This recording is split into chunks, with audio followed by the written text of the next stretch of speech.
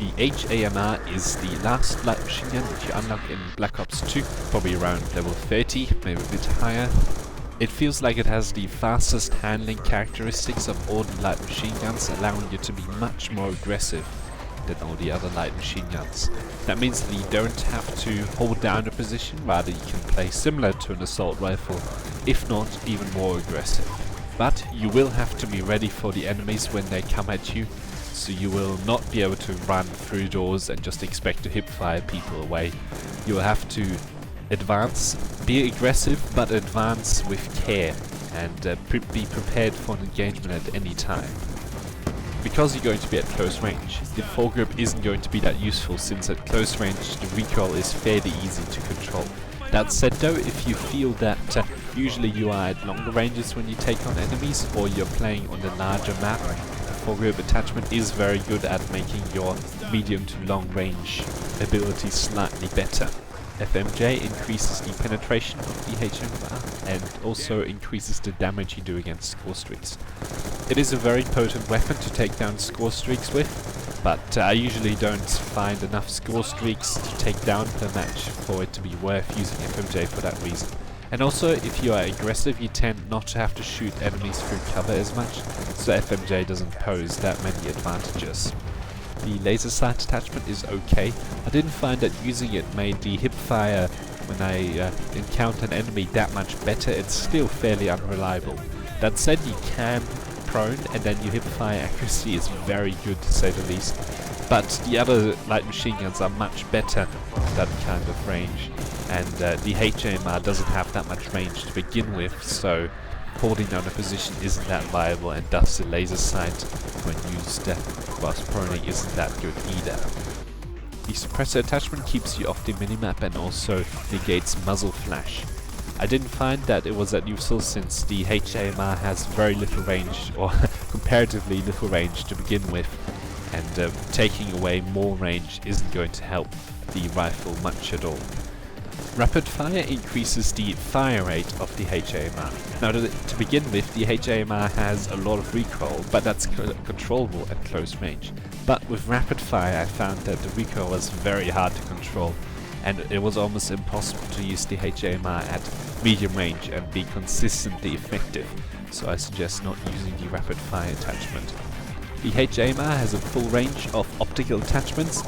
I found that the ED-Tech and Reflex Sight and Target Finder were the only sort of usable optical attachments of the HAMR, because any other scope, like the ACOG scope or the zoom, will take away a lot of your peripheral vision, and if you are at close range that's not going to be useful at all. I didn't like the hybrid optic either, because only the sort of small scope on top is actually useful at close to medium range, and the ACOG part of the optic isn't that good ever, so there's no real point in using it. In fact, I don't recommend that you use a sight at all. You are at close to medium range and you don't really need a sight at that range. You only need a sight when you try to do long range, where the clearer view on the enemies is better.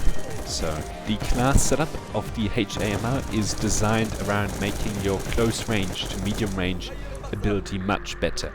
Quick draw reduces the time it takes for you to aim, and even though you are at medium to close range, you are still going to have to aim, otherwise you're going to lose against assault rifles and submachine guns. The extended clip attachment increases the bullets you have per clip, per magazine I should say, and that's very helpful if you are in a fast situation where you have to take care of a lot of enemies. The stock attachment lets you move faster whilst you're aiming down the sights of the HAMR. There are two reasons that I suggest that you use that. First, if you're moving, it is much harder to hit you. Well, if you're moving quicker whilst aiming, it's much harder to hit you, and I found that I could evade enemies very easily. The other advantage is that I'm going to recommend that you use Ghost as one of your perks. And normally you are on the minimap when you are aiming, but with the stock attachment you actually don't show up on the minimap whilst aiming if you're moving, because the stock attachment increases your walking speed whilst aiming to the normal walking speed, and that means that you don't show up on the radar. This class is centered around using the HAMR, so I'm going to recommend that you use 2 wildcards. First, one that lets you use 3 attachments, and then perk 1 greed. Ghost is going to keep you off the minimap, and if you are aggressive, that is key, because you're going to surprise enemies with your position often. Flak Jacket is also very important, because if you are on objectives or more aggressive, you tend to run into explosive equipment a lot, and dying to that is infuriating, to say the least, if it happens very frequently. Toughness is a must for a weapon where you aim down the sights, because if you are affected by flinch, you're going to lose that firefight. Tactical mask is also a near necessity, because if you're in the middle of the fight, there tend to be a lot of tactical grenades that fly around the place, and if you get affected by one of those, you are basically disabled and are going to die. So there you go, that's the class setup that I recommend for the HAMR.